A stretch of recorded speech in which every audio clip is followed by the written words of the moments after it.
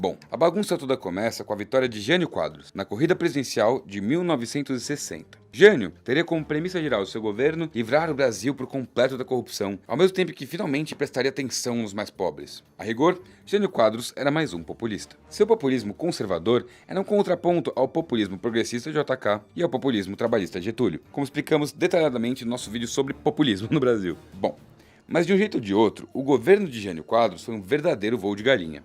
Em primeiro lugar, porque realmente foi muito breve. Seu governo durou coisa de 7 meses, terminando com a renúncia do presidente. Mas por quê? Bom, a crise começa quando o Jânio resolve adotar medidas econômicas bem austeras. Isso se deve ao fato de que o Brasil estava enfrentando uma grande alta inflacionária, déficit da balança comercial e crescimento de dívida externa. Então a resposta do governo foi restringir o crédito, congelar os salários e incentivar as exportações. Além disso, as relações diplomáticas com a União Soviética foram reestabelecidas. Diversos economistas e estudiosos do período acreditam que essa postura fosse uma tentativa de aumentar o máximo possível o mercado consumidor externo por meio da diplomacia. Entretanto, a postura desagradou o governo norte-americano e queimou forte o filme de Jânio Quadros com seu próprio partido, o UDN. Vale lembrar que, tanto Jânio quanto o UDN, em geral, eram de uma linha conservadora politicamente, que era ligada às elites e aos militares. Ou seja, Jânio estava sofrendo pressões por todos os lados. Interessante, entretanto, é ressaltar que, ainda que Jânio estivesse num momento delicado do seu governo, é muito possível que a sua renúncia tenha sido mais uma performance do que qualquer outra coisa. Acredita-se que ele pretendia causar alvoroço, comoção popular e, eventualmente, forçar o Congresso a pedir seu retorno ao governo. Só que, na real, não deu certo porque ninguém ligou. O Congresso ficou numa boa e a população agiu com completa indiferença. E veja só, nessa época, a chapa do presidente não vinha com um vice-presidente de brinde. As regras eleitorais estabeleciam chapas diferentes e independentes para a candidatura de vice e presidente. No caso, o vice de Jânio Quadros era João Goulart, a.k.a. Jango, do PTB, Partido Trabalhista Brasileiro. Vale observar que foi a segunda vez que Jango foi eleito como vice pelo PTB. A outra foi em 55, como segundo de JK. Bom, no dia 25 de agosto de 1961, Jânio renuncia ao cargo de presidente, cedendo o cargo a Jango. Nessa época, João Goulart estava numa viagem diplomática lá para a China. Então, quem assume o governo é o presidente da Câmara dos Deputados, Ranieri Mazzilli. Com isso, instaura-se uma crise institucional em razão de uma grande resistência por parte dos militares com relação a Jango. A crise, entretanto, se resolve com a aprovação pelo Congresso de uma emenda constitucional que instituía o parlamentarismo no Brasil. Isso no dia 2 de setembro de 63. Nesse momento, torna-se primeiro-ministro Tancredo Neves. No dia 6 de janeiro de 1963, rola um plebiscito popular acerca de qual deveria ser o modelo de governo. Nesta ocasião, o presidencialismo supera o parlamentarismo e Jango finalmente assumiu o poder de fato. Puta, beleza. Quem era o João Goulart? Por que rolou tanta mudança no governo?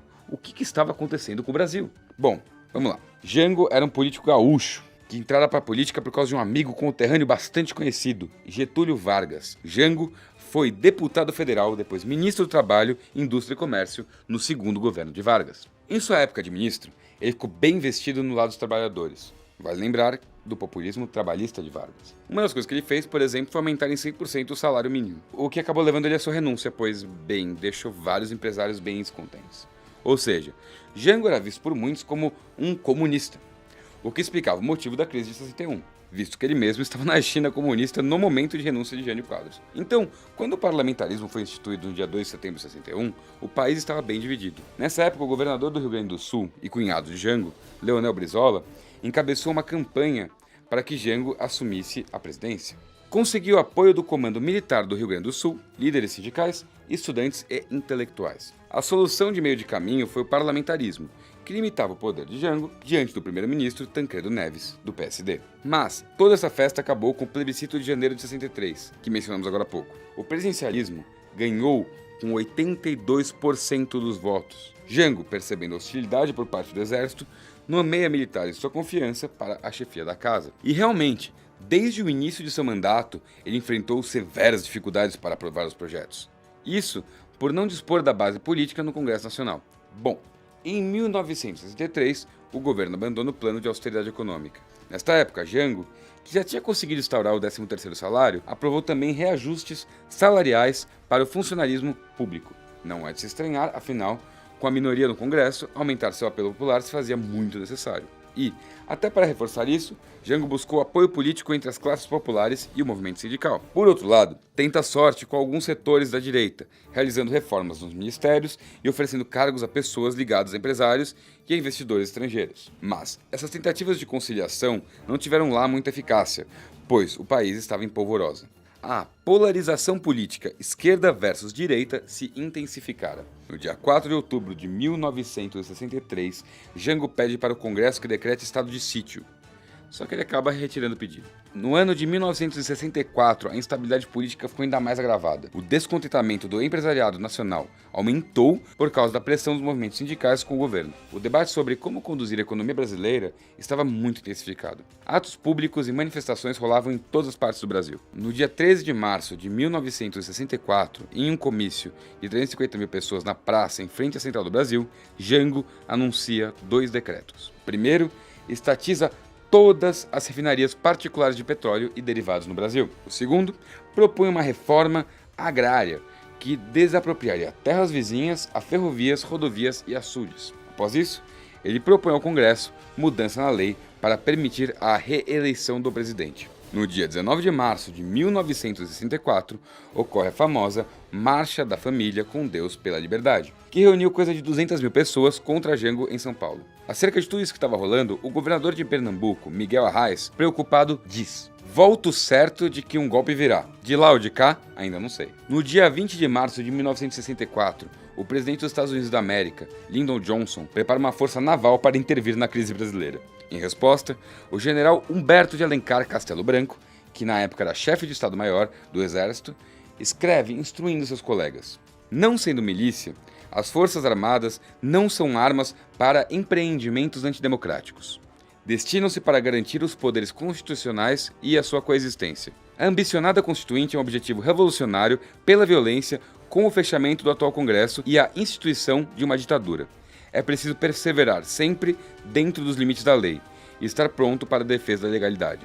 Vale ressaltar que, hoje em dia, sabemos da profundidade do envolvimento dos norte-americanos na ditadura militar brasileira, em razão da liberação de diversas conversas gravadas e documentos liberados. E não é como se fosse uma novidade. O presidente Kennedy foi gravado falando, ainda em 1962, o seguinte: "Do jeito que o Brasil vai, daqui a 3 meses, o exército pode vir a ser a única coisa que nos resta." Bom, de um jeito ou de outro, no dia 26 de março de 64, um cabo chamado José Anselmo foi detido enquanto tentava organizar uma associação de classe e acaba provocando uma rebelião de marinheiros contra a marinha. Além de protesto público, também contra o exército. Só essa situação já gerara bastante insatisfação aos membros da cúpula militar. Mas o que realmente gerou desagrado foi o fato de que o governo federal optou por não punir os rebeldes. E aí, meus queridos e queridas, que se instaurou o cenário em que ocorrerá o golpe que colocará fim à primeira experiência de regime democrático no país. No dia 30 de março de 1964, diversas forças se articularam. Às 11h35 da noite, Lyndon Johnson já recebe o aviso da iminência do golpe de Estado no Brasil. No dia 31 de março de 1964, já existem jornais anunciando que o golpe ocorrerá em questão de horas. Castelo Branco se articula para tentar impedir qualquer ação precipitada por parte do exército. Chega a ligar para Mourão Filho não mobilizar suas tropas para o Rio de Janeiro, mas já era tarde demais. Jango entra em contato com o chefe do gabinete militar, preocupado com os desdobramentos que se seguirão. Descobre ainda de manhã que Mourão já havia deslocado suas tropas. 9 da manhã, fecham o aeroporto de Brasília e interditam diversas ruas do Rio de Janeiro. O governo norte-americano começa a mandar embarcações para o Brasil. Manifestantes pró-governo se reúnem diante do Palácio do Governador em defesa a Jango. Todas as outras forças políticas do Brasil se articulam, preparam e fazem ameaças. O clima é de prenúncio de guerra civil. É divulgado em diversas mídias que Mourão e Carlos Luiz Guedes foram exonerados de seus cargos e que o governo federal manterá intangíveis a unidade nacional, a ordem constitucional, os princípios democráticos e cristãos em que ele se inspira, pois conta com a fidelidade das Forças Armadas e do povo brasileiro. Pouco tempo depois, as tropas governamentais partem do Rio de Janeiro, sentido Paraibuna, para o que parece ser um conflito direto. Diversos governadores começam a ser pressionados a se posicionar diante dos acontecimentos. No entanto, o golpe não se concretizará, como constará em esses documentos, no dia 31 de março, mas no dia 1º de abril de 1964. Nas palavras do historiador da USP, Marcos Napolitano: "O dia 1º é o dia em que Jango perde efetivamente o controle do exército. Não consegue forçar uma reação legalista. A rebelião militar é desencadeada no dia 31, mas o golpe de Estado, como engenharia política, que realmente tira as bases da presidência como figura nacional, ocorre no dia 1º. Ainda na madrugada, início do dia 1º de abril, por volta das 3h30 da manhã, informam Jango que imensa parte do exército teria aderido aos rebeldes. Enquanto isso, Castelo Branco mudava novamente de esconderijo. Ambos os lados se articulavam, se armavam. Aviões vão ao ar, mas hesitam em disparar contra os golpistas. O diretório do partido de Jango, PTB, reúne seus membros no Rio de Janeiro, faz piquetes e manifestantes planejam invadir o clube militar, mas desistem após disparos dos oficiais no local. 11 da manhã, Castelo Branco e Costa e Silva estão reunidos em um apartamento assinando o Manifesto dos Generais da Guanabara, redigido por Golbery do Couto. Momento crucial para o golpe, pois ambos esses generais, que eram profundamente influentes, resolveram aderir à conspiração. Ao meio-dia, o ministro Jair Dantas pede demissão e João Goulart resolve que é hora de sair do Rio de Janeiro e ir para Brasília. Ou, em suas palavras, isso aqui está uma ratoeira.